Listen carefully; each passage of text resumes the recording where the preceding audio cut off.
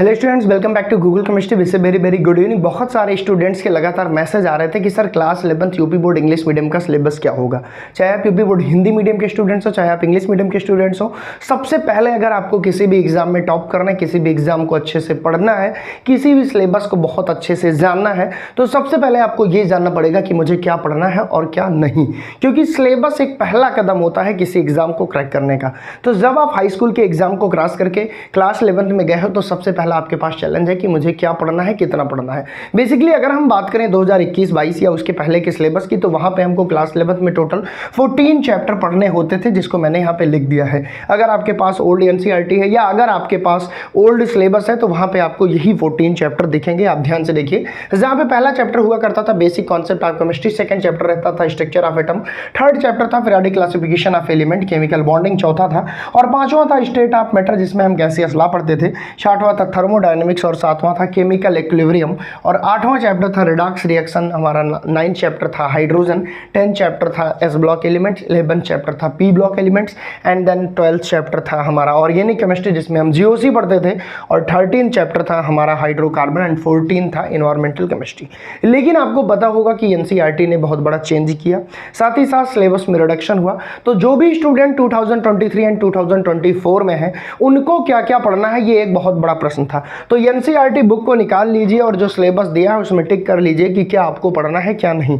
क्योंकि ये लेक्चर, ये सेशन आपके लिए बहुत ज़्यादा जरूरी है। जिस ट्रैक पे आपको चलना है उस ट्रैक का रास्ता आपको पता होना चाहिए, तब जाके आप अपनी मंजिल को पाओगे। अगर आप जेईई और नीट की तैयारी कर रहे हो तो भी आपके लिए सेशन बहुत ज़्यादा जरूरी है। तो चलिए हम लोग स्टार्ट करते हैं कि भाई हमको क्या नहीं पढ़ना है। सबसे पहले हम बात करते हैं, सर पहला chapter basic concept of chemistry पढ़ना है, बिल्कुल पढ़ना है, ठीक है सर। से बात करें सेकंड चैप्टर की, सर स्ट्रक्चर ऑफ एटम पढ़ना है, बिल्कुल पढ़ना है। बात करें पीरियोडिक क्लासिफिकेशन ऑफ एलिमेंट्स की पढ़ना है, हाँ ये भी पढ़ना है, ये सब इंपॉर्टेंट चैप्टर है। बात करें केमिकल बॉन्डिंग की, तो ये तो भाई जान है केमिस्ट्री की, इसको तो पढ़ना ही पढ़ना है। वहीं पर बात करें हम स्टेट्स ऑफ मैटर की, तो प्यारे बच्चों सॉरी ये चैप्टर आपको नहीं पढ़ना है। वहीं पर बात करें हम थर्मोडायनेमिक्स के, तो बहुत इंपॉर्टेंट चैप्टर है, इसे जरूर पढ़ना है।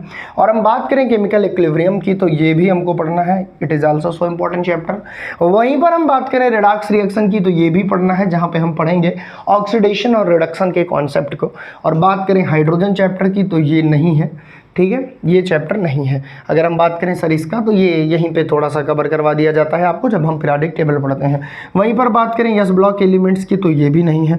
वहीं पर बात करें पी ब्लॉक एलिमेंट्स, जहाँ पे हम स्टार्टिंग की फैमिली बोरान कार्बन ये सब पढ़ते थे, तो ये भी नहीं है। और हम बात करें सर ऑर्गेनिक केमिस्ट्री, भाई ये तो कट ही नहीं सकता, ये तो जॉन ऑर्गेनिक केमिस्ट्री की, ठीक है ना, ये नहीं कट सकता, ठीक है। उसके बात करें हाइड्रोकार्बन की, सर ये भी नहीं कट सकता, क्योंकि इसी में तो तुम सीखोगे ABCD ऑर्गेनिक की, इसी में तो तुम जानोगे एल्केन, एल्कीन और एल्काइन की केमिस्ट्री को, और वही केमिस्ट्री तो आगे धूम मचाएगी। वहीं पर बात करें इन्वायरमेंटल केमिस्ट्री की, तो ये कट चुका है। अच्छा सर अब टोटल बताइए कितने चैप्टर पढ़ने हैं, कितने कट गए हैं, भाई गिनती आती है तुमको? हाँ सर, टोटल 14 चैप्टर था, जहां से यहाँ से एक चैप्टर कटा है, और ये दूसरा, ये तीसरा, ये चौथा और ये पांचवा। अब जरा एक बार प्यार से सोच के देखो भाई कि 14 चैप्टर पढ़ने थे, 5 तो कट गए, टोटल हमको 9 चैप्टर पढ़ने हैं।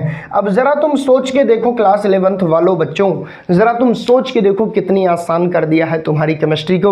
उठाइए एनसीईआरटी को और ये 9 चैप्टर गूगल केमिस्ट्री के साथ पढ़ने का संकल्प करिए, जहां पे एक एक कॉन्सेप्ट को तुमको जीरो लेवल से पढ़ाया जाएगा, एक एक कॉन्सेप्ट को तुमको जीरो से हीरो बनाने की कोशिश की जाएगी। क्योंकि सबसे बड़ा चैलेंज होता है जब तुम क्लास 10 से क्लास 11th में एंट्री करते हो, अरे यार ये तो बहुत बड़ा सिलेबस है, इस डर को दूर किया जाएगा। आपके लेवल पे आके आपको एक एक बच्चे को केमिस्ट्री पढ़ाई जाएगी, ठीक है। तो नीचे कमेंट सेक्शन में कमेंट करना तुमको और कौन सा वीडियो चाहिए, आई होप यहाँ से तुमको हेल्प मिली होगी। अच्छा थोड़ा सा अगर मैं बात कर लूँ कि सर मार्क वेटेज क्या है, किस चैप्टर से कितने नंबर यूपी बोर्ड ने निर्धारित किए हैं, तो भाई जो पहला चैप्टर है वो 7 मार्क का है। ये जो पहला चैप्टर है ये 7 मार्क का है, ये जो दूसरा चैप्टर है ये 8 मार्क का है। ये जानना इसलिए तुम्हारे लिए जरूरी है कि जब तुम्हारे एनुअल एग्जाम होंगे, अगर यूपी MSP पे बेस्ड होंगे, तो किस चैप्टर से कितने नंबर आने चाहिए। वहीं पर बात करें तीसरे और चौथे चैप्टर की, तो ये 7 मार्क के हैं, ये 7 मार्क के हैं। वहीं पर हम बात करें थर्मोडायनेमिक्स की, तो ये हमारा आई थिंक 6 मार्क का है, बिल्कुल। और इक्विलिब्रियम की बात करें तो ये 8 मार्क का है, वेरी गुड। और वहीं पर अगर हम बात करें रिडॉक्स रिएक्शन की तो ये 7 मार्क का है, और बाकी के दोनों जो ऑर्गेनिक के चैप्टर हैं ये 10 मार्क के हैं। अब आप अगर यहाँ से देखो तो बेसिकली 20 नंबर तो टोटल ऑर्गेनिक पूछ रहा है, 70 में 20 नंबर ऑर्गेनिक केमिस्ट्री, ये दो मेजर, ठीक है।